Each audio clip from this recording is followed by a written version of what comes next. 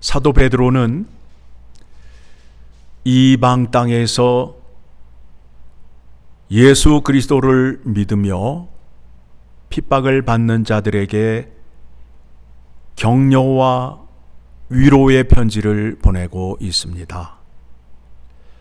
베드로 후서는 베드로가 이제 죽을 날이 얼마 남지 않았어요.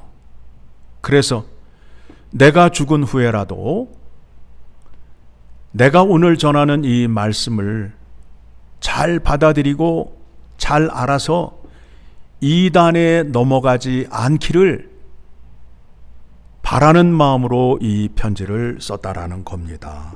자, 1장 13절을 보게 되니까 같이 읽습니다.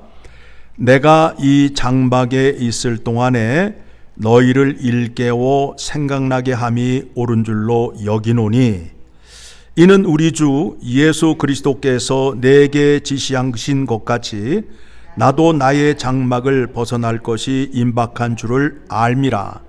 내가 힘써 너희로 하여금 내가 떠난 후에라도 어느 때나 이런 것을 생각나게 하려 하노라. 그러니까 오늘 전하는 이 말씀이 언제든지 생각이 나서 이단에 넘어가지 않게끔 하기 위하여 베드로 후서를 기록하였다라는 겁니다. 자, 우리가 바른 믿음, 올바른 믿음을 가져야 되는데 어떤 믿음을 가져야 바른 믿음인지를 생각해 보려 합니다. 우리는 예수 그리스도를 믿게 되면 무언가를 해야 된다라고 생각을 해요. 그래서 봉사도 해야 되고 선교도 가야 되고 무언가를 자꾸 해야 은혜를 받은 사람이요 믿음이 큰 사람이라고 생각하고 있어요. 그런데 성경에서는 그렇게 말하지 않아요. 뭘 말하느냐 하면 존재의 변화예요. 오늘 우리가 찬송을 불렀잖아요. 주님의 마음을 본받는 자. 나의 심령이 주님의 것이니 주님의 형상으로 만들어 주소서라고 말하잖아요. 올바른 믿음은 뭐라고요? 존재의 변화예요. 이전에는 내가 죄인, 불순종의 자식들이었는데 이제는 예수 그리스도의 종이 되어서 예수 그리스도를 주인으로 섬기게 됨으로 인하여 주인을 닮고 주인의 가르침을 따르는 자가 되었다라는 거예요.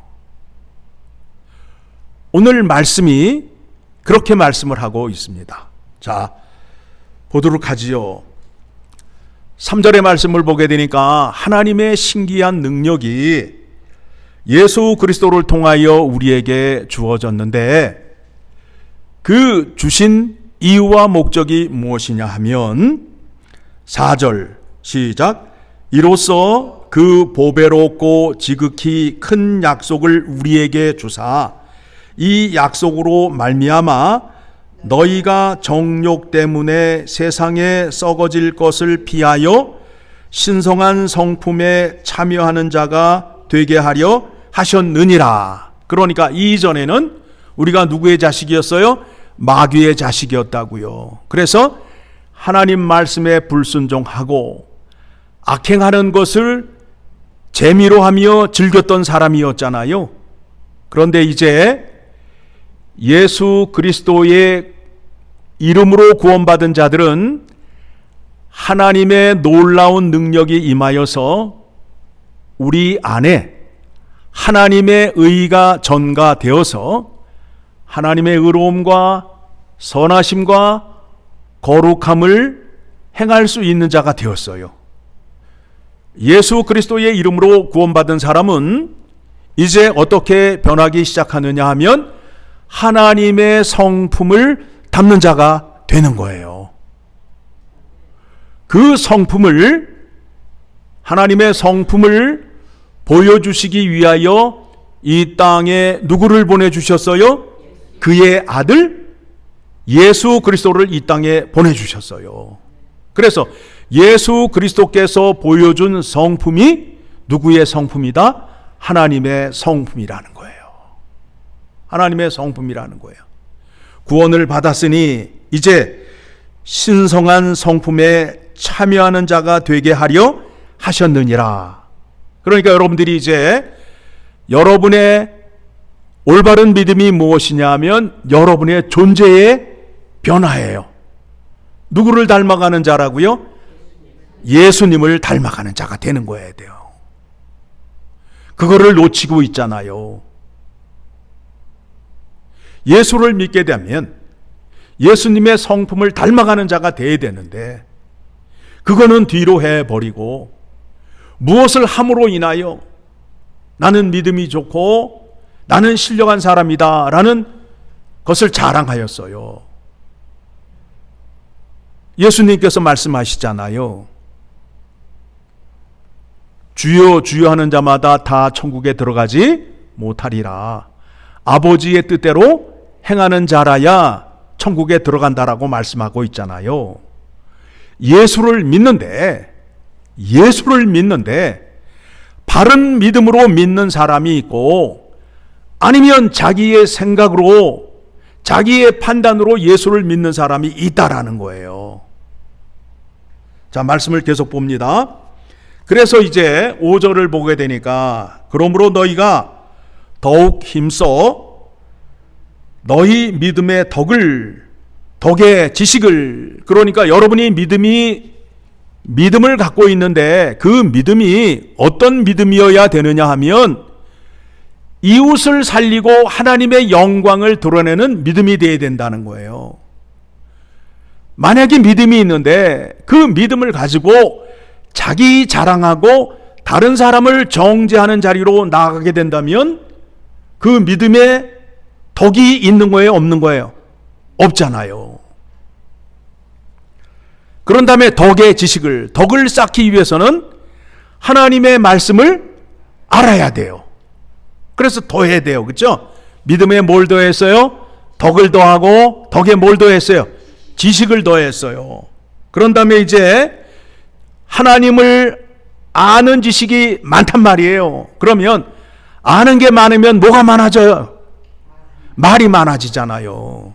그러니까 어떻게 해요? 절제를 하라는 거야. 에? 그 믿음은 누구를 위해서 준 거예요? 나를 위해서 준 거 아니에요. 그렇죠?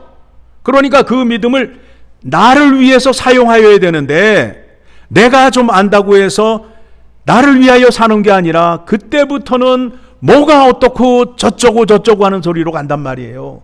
그러니까 어떡하라고요? 절제를 하라는 거예요. 절제를 하라는 거예요. 그런 다음에 절제의 인내를.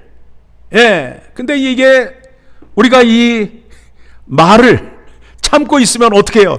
입이 근질근질 해가지고 참아야지 하면서도 어떻게 해요? 나도 모르게 툭 튀어나가잖아요. 그렇죠?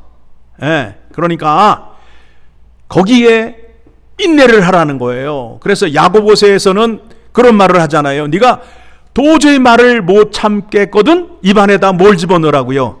자갈을 집어넣으라고. 이놈의 입 때문에 망하잖아요. 그렇죠? 그런 다음에 인내의 인내를 하는데 이를 악물고 성질을 부리면서 인내하시면 안 된다라는 거예요. 하나님의 거룩함을 드러내면서 인내하셔야 된다라는 거예요. 그러면서 경건의 형제 우애를, 그 경건이 형제를 사랑하는 것으로 드러나야 된다는 거예요.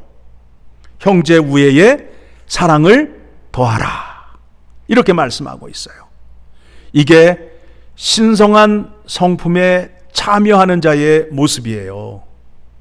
자, 이와 같은 믿음과 성품을 가진 사람들이 모여 있게 되면 그 교회는 부흥을 할까요? 안 할까요? 할 수밖에 없다라는 거예요. 그 교회는 하나님을 닮은 사람들이 많이 모여 있는 교회이기 때문에 누가 사랑하겠어요? 하나님이 사랑할 거 아니에요. 하나님은 외모를 보고 사랑하신다. 마음의 중심을 보고 사랑하신다. 마음의 중심을 보잖아요. 하나님이 자기의 성품을 닮은 자를 찾으시고 좋아하신단 말이에요. 여러분이 이와 같은 성품을 갖게 되면 누구에게 사랑을 받는 거예요? 하나님에게 사랑을 받고 이웃에게 인정받고 사랑받을 수 없는 존재가 된다라는 겁니다. 그래서 8절 이런 것이 너희에게 있어 흡족한즉 너희로 우리 주 예수 그리스도를 알기에 게으르지 않고 열매 없는 자가 되지 않게 하려니와. 자, 이 말씀을 보니까 성령의 열매가 생각이 나잖아요. 성령의 열매. 성령의 열매는 우리의 몸 밖에 열린다. 우리 안에 성품에 열린다. 성품에 열리잖아요. 사랑, 희락, 화평, 오래 참음, 자비, 양성, 온유, 절제, 충성. 그렇죠? 예, 순서가 좀 바뀌었는데 9가지 열매를 맺게 된단 말입니다. 그렇죠? 우리 마음 안에 이와 같은 열매를 맺으셔야 된다라는 겁니다. 자, 이와 같은 것이 없는 사람을 구절을 보게 되니까 뭐라 그래요?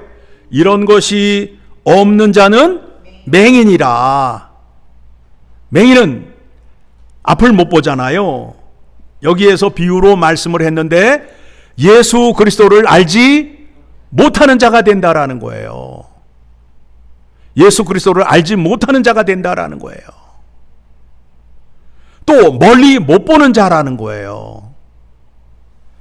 이런 것이 없는 자는 맹인이라 멀리 보지 못하고 그의 옛죄가 깨끗하게 된 것을 잊었느니라. 그러면서 사도 베드로가 이와 같은 믿음을 갖고 고난 가운데 핍박 가운데 승리하라는 거예요. 예수님의 가르침에는 너희는 세상의 소금과 빛이라. 그렇죠? 여러분 그렇게 하시게 되면 아멘 하시잖아요. 자, 그러면 소금은 고난을 받으면 설탕으로 변한다, 안 변한다? 예. 빛은 깜깜한 칠흑 같은 밤이 와도 빛이 가려진다, 안 가려진다? 안 가려진다라는 거예요. 소금과 빛은 환경과 조건에 아무런 영향을 받지 않아요. 그러니까 우리의 믿음이 기분 좋을 때는 할렐루야, 영광, 영광 하면서 아주 그냥 거룩한 척 하다가 조금만 고난이 오면 아이고 죽겠네, 아이고 힘들어, 좀 쉬어야지 하는 믿음을 갖게 되면 그 사람의 믿음은 소금과 빛의 존재가 아니라는 거예요. 흔들리지 않아요. 여러분의 믿음이 흔들리지 않기 위해서는 나의 의지로 믿음 생활을 하는 것이 아니라 내 안에 누가 계셔야 된다고요? 예수 그리스도가 계셔야 흔들리지 않아요. 흔들리지 않아요. 예수 그리스도의 가르침을 따라 그 말씀을 지킬 때에 누가 일하신다고요? 예수 그리스도께서 능력을 나타내신단 말입니다. 자, 이와 같은 것을 사도 베드로는 경험했을까요? 안 했을까요? 했잖아요. 예수님을 따라다니면서 예수님을 친히 만져본 자요, 부활의 영광도 참여하였고 또 하늘로 승천하시는 것도 베드로는 보았어요. 그리고 고난을 받는 자들에게 부탁하는 말이 무엇이냐면 너희가 예수 그리스도를 붙잡아야 된다. 내가 전하고 있는 예수 그리스도가 하나님의 아들이다 라고 말씀하고 있어요. 그러면서 예수 그리스도가 요단 강가에서 세례를 받을 때에 하늘문이 열리고 이는 내 사랑하는 자요 기뻐하는 자라 라는 소리가 났고, 또 한 번 어디에서 났죠? 변화산에서 또 그와 같은 음성을 베드로가 들었잖아요.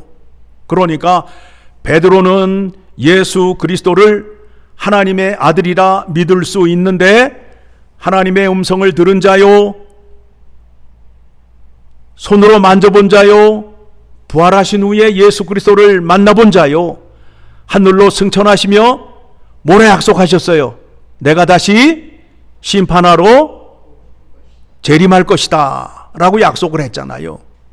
그런데 그때도 그랬고 오늘날도 그랬고 예수님의 재림에 대해서 믿거나 확신을 갖고 있는 사람이 그 퍼센테이지가 아주 적다라는 거예요. 예수를 믿는다고 하면서 예수님의 재림을 믿지 않는 사람이 많다라는 거예요. 그렇게 되면 그 사람의 믿음은 진짜예요? 가짜예요? 가짜예요. 우리가 사도신경을 고백하는데 내가 믿는 예수 그리스도는 저리로서 산자와 죽은 자를 심판하러 오시리라라고 고백하고 있잖아요. 저리로서 어디예요? 하늘로부터 이 땅에 오셔서 산자와 죽은 자를 심판하러 오시는 예수 그리스도를 믿는다고 고백하면서도 예수님의 재림을 믿지 않게 되면 그의 신앙 고백은 진짜가 되나요? 가짜가 되나요? 가짜가 되잖아요. 사도신경을 고백하는 데 있어서 깊은 생각과 묵상 속에 고백하기보다는 하나의 형식으로 요식으로 하는 사람들이 많아요. 예배 중간에 회개는 해야 되겠고 그래가지고 그냥 사도신경을 얼마나 빨리 그냥 읽으며 지나가는지 좀 안타까울 때가 있어요.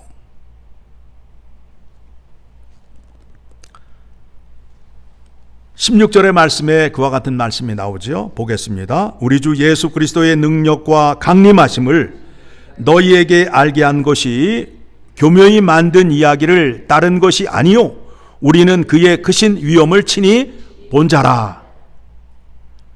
여러분, 우리가 부활을 믿지 아니하고 예수님의 재림을 믿지 않게 되면 우리의 믿음은 헛거예요. 다시 오실 예수 그리스도를 바라보는 믿음을 가져야 된다라는 겁니다. 17절, 지극히 큰 영광 중에서 이러한 소리가 그에게 나기를 이는 내 사랑하는 아들이요 내 기뻐하는 자라 하실 때에 그가 하나님 아버지께 존귀와 영광을 받으셨느니라. 자, 예수님은 이 땅에 왜 오셨다고요? 자기의 뜻을 이루러, 아니면은 아버지의 뜻을 이루러. 아버지의 뜻을 이루러 왔으니까 아버지가 그 아들을 끝까지 사랑해야 돼요? 사랑하지 않아야 돼요? 사랑해야 되죠. 그러니까 하늘문을 여시고 이는 내 사랑하는 자요 기뻐하는 자라고 외칠 수밖에 없어요. 예수님이 이 땅에 오셔서 그 일을 하시고 하늘로 올라가시면서 그 일을 누구에게 맡기셨어요? 제자들에게 맡기고, 제자들은 이방 땅으로 복음을 전하면서 이방 땅에 뭘 세웠어요? 교회를 세웠단 말입니다. 그래서 예수님이 하시던 일을 지금 누가 하고 있어요? 교회가 하고 있잖아요. 자, 그럼 여러분 한번 생각해 보세요. 교회가 예수님이 하시던 일을 하여야 되는데 예수님이 무엇을 하고 어떻게 하였는지를 몰라. 심각해요? 심각하지 않아요? 심각하지요. 왜 그래요?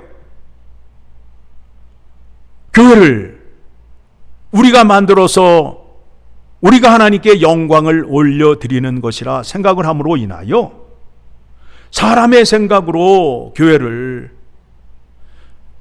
이끌어 가려고 하니까 안 되는 거예요.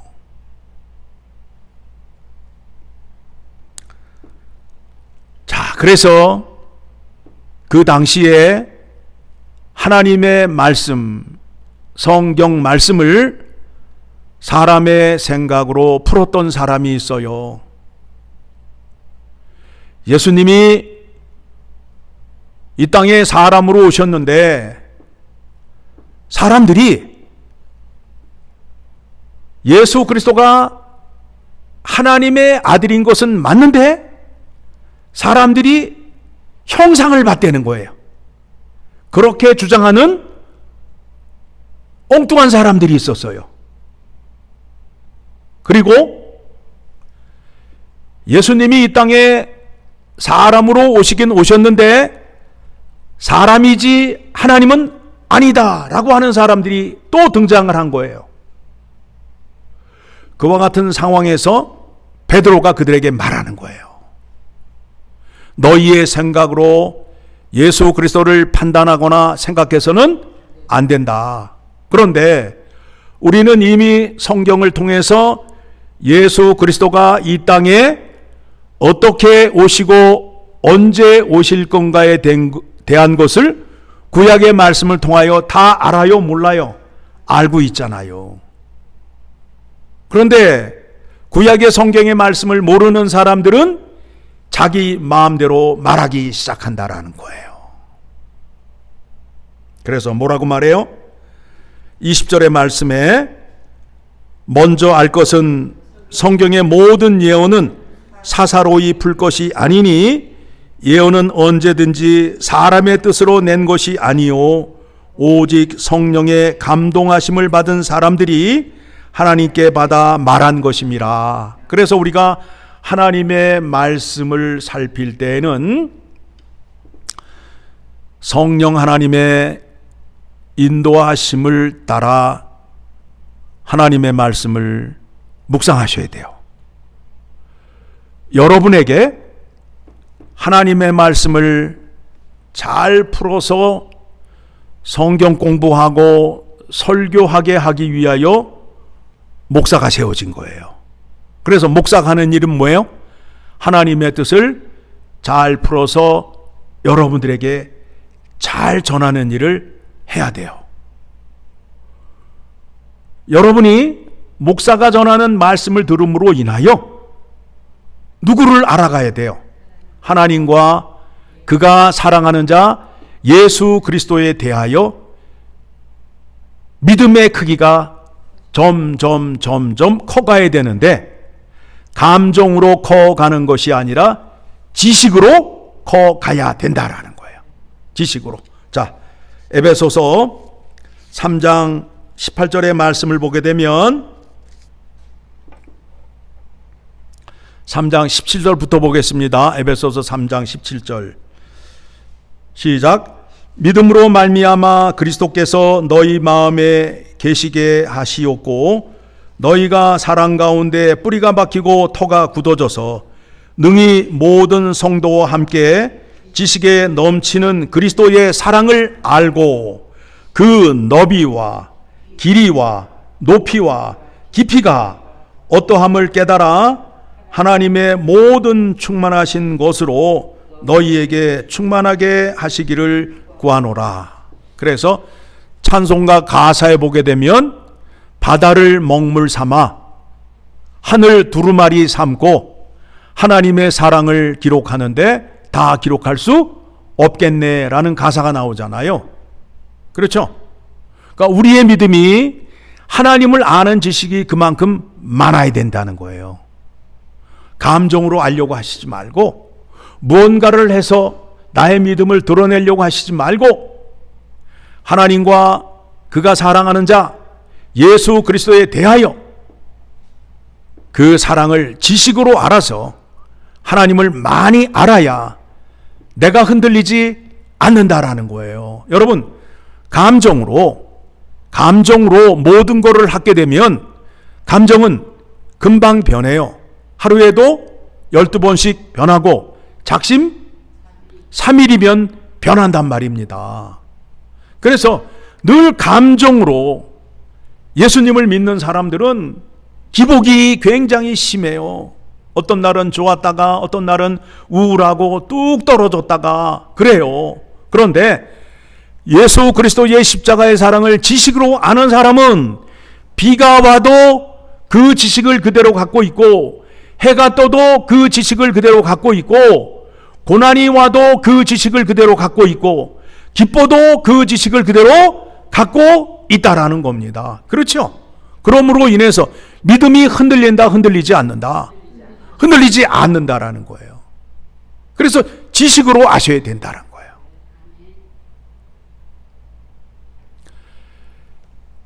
이와 같은 믿음을 서신을 받는 자들에게 간절한 마음으로 사도 베드로가 전하는 거예요.